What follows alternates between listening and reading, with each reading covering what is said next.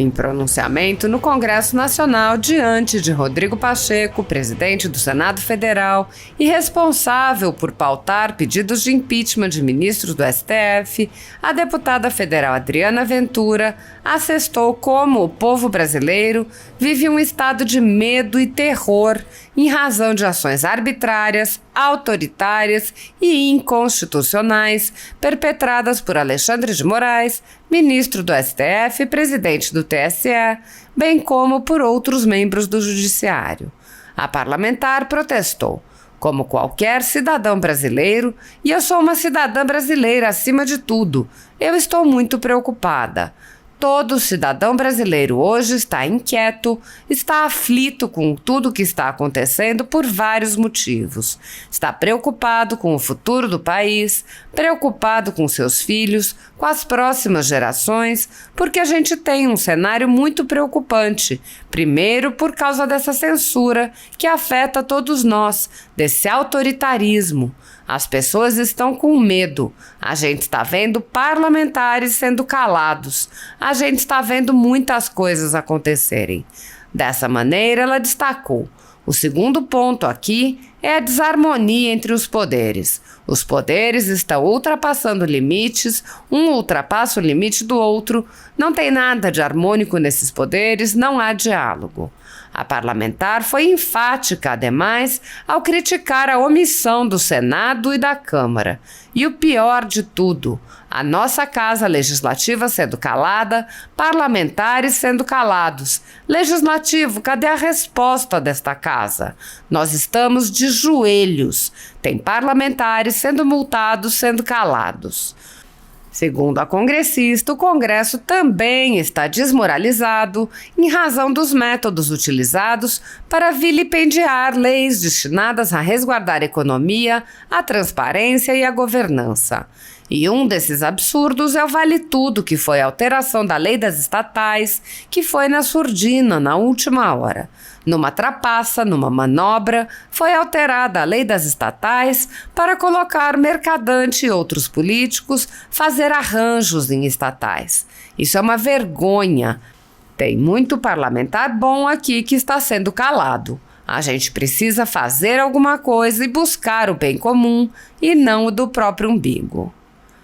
Apoiadores do presidente Jair Bolsonaro e pessoas que apenas têm um discurso diferente do imposto pelo cartel midiático vêm sendo perseguidos, em especial pelo Judiciário.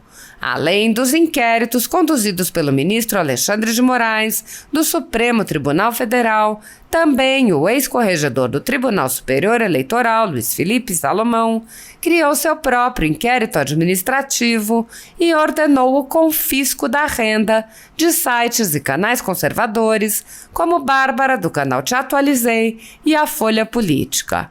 Toda a receita gerada pelo nosso jornal, desde 1º de julho de 2021, está bloqueada por ordem do TSE, com o aplauso dos ministros Luiz Roberto Barroso, Alexandre de Moraes e Edson Fachin. Há mais de 17 meses, toda a renda do nosso trabalho vem sendo retida sem qualquer previsão legal. Sem a possibilidade de receber a renda de seu trabalho, o jornal corre o risco de fechar. Se você apoia o trabalho da Folha Política e pode ajudar, use o QR Code que está visível na tela para doar qualquer quantia ou use o código ajude@folhapolitica.org. Caso não utilize Pix, há a opção de transferência bancária para a conta da empresa Raposo Fernandes, disponível na descrição deste vídeo e no comentário fixado no topo. Há 10 anos, a Folha Política faz a cobertura da política brasileira, mostrando atos, pronunciamentos e eventos dos 3 poderes, quebrando a espiral do silêncio imposta pelo cartel de mídia que quer o monopólio da informação. Pix ajude@folhapolitica.org. Assista. Eu subo essa tribuna, caros colegas. Eu acho que, como qualquer cidadão brasileiro, eu sou uma cidadã brasileira acima de tudo, eu estou muito preocupada. Todo cidadão brasileiro hoje está inquieto, está aflito com tudo que está acontecendo, por vários motivos. Está preocupado com o futuro do país, preocupado com seus filhos, com as próximas gerações, porque a gente tem um cenário muito preocupante. Primeiro, por causa dessa censura. Essa censura que afeta todos nós, esse autoritarismo, as pessoas estão com medo. A gente está vendo parlamentares sendo calados. A gente está vendo muitas coisas acontecerem. O segundo ponto aqui é a desarmonia dos poderes. Os poderes estão ultrapassando limites. Um ultrapassa o limite do outro. Não tem nada de harmônico nestes poderes, não há diálogo. E o pior de tudo, a nossa casa legislativa sendo calada, parlamentares sendo caladas, legislativo, cadê a resposta dessa casa? Nós estamos de joelhos, tem parlamentares sendo multados, sendo calados, e olha, eu não sou bolsonarista, eu nunca pratiquei ato antidemocrático, e tem muitos colegas meus que também não, e também estão com busca e apreensão em suas casas. Então, os poderes precisam conversar. Agora, o que mais está me afligindo aqui é um clima de vale tudo desta casa. Agora não tem mais regimento, não tem mais Constituição. A gente resolve o que quer fazer, vai lá, muda a Constituição, vai lá, muda o regimento, vai lá, fabrica um projeto de resolução, vai lá. A gente está fabricando tudo. E o processo democrático legislativo não está existindo. Não há mais debate nessa casa.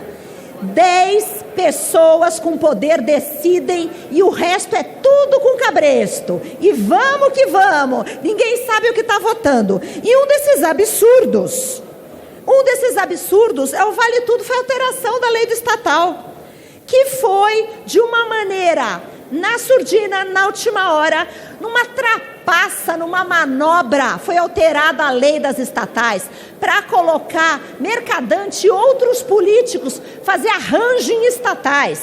Isso é uma vergonha. A lei das estatais foi criada depois do escândalo de corrupção da Lava Jato, para preservar, para dar requisito técnico, para evitar toma lá da cá, compadril. Malandragem é o que a gente precisa fazer.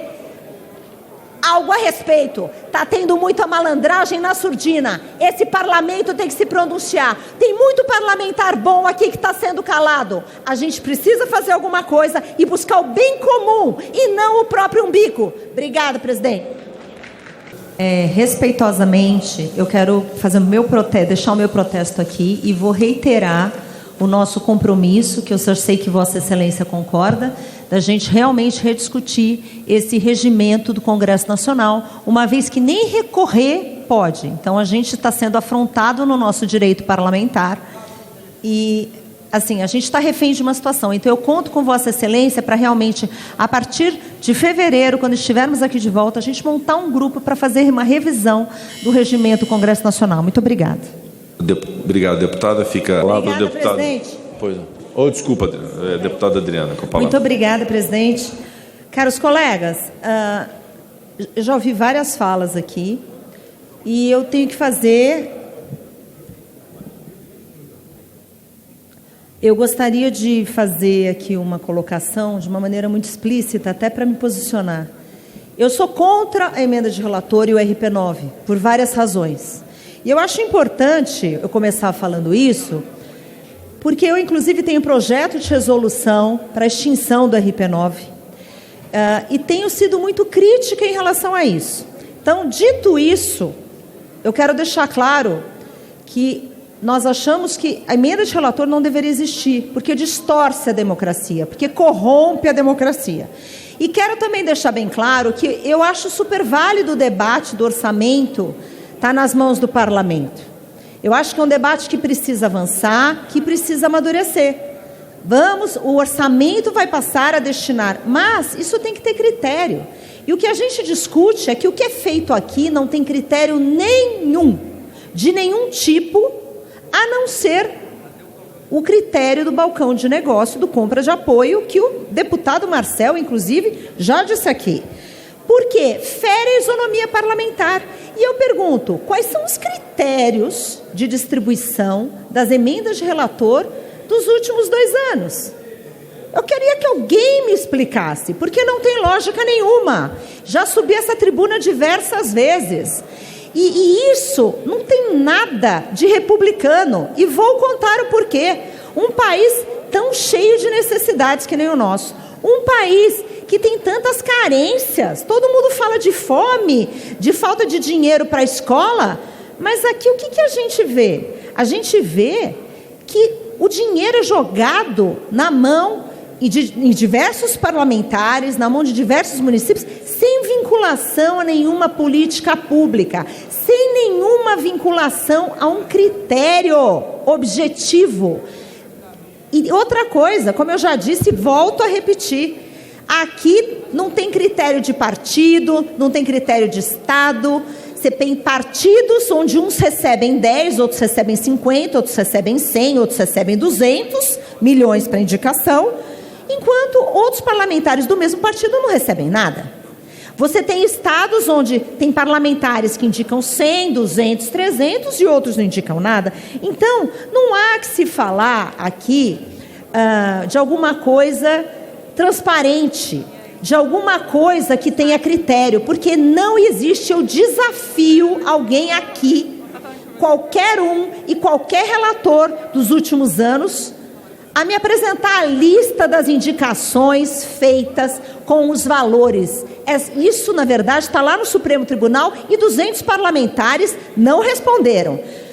Agora, voltando aqui para os critérios específicos, falando deste projeto de resolução.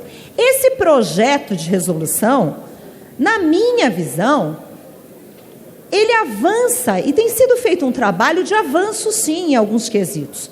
Só que ele continua afrontando a isonomia parlamentar, porque você tem aqui parlamentar de primeira categoria, de segunda categoria e de terceira categoria.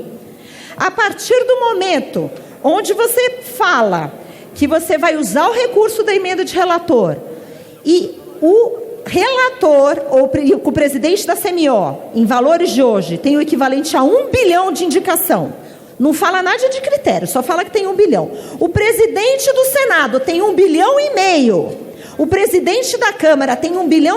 Ninguém está falando de critério, de vinculação à política pública, de eficiência, de moralidade, de nada. A gente simplesmente está falando, não tem critério. Você está criando o quê? Níveis de parlamentares, os que são da patota, os que não são da patota e os mais poderosos.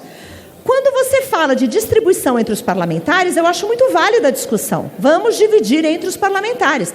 Só que quando você vincula isso a um líder, você vai tornar aquele parlamentar com cabresto, boi no pasto, que vai estar sujeito ao líder para ficar ali chorando migalhas para receber 1 milhão, 5 milhões, 10 milhões. Vai ser sempre um refém do líder. Já temos esse problema hoje com o fundo eleitoral. Vamos continuar a ter esse problema muito mais grave. Por isso estou falando aqui. Isso daqui é um parlamento que não pode ser calado. Senhores parlamentares, não se sujeitem a esse cabresto. A gente está acabando com o parlamento. Obrigada, presidente. Para discutir, concedo a palavra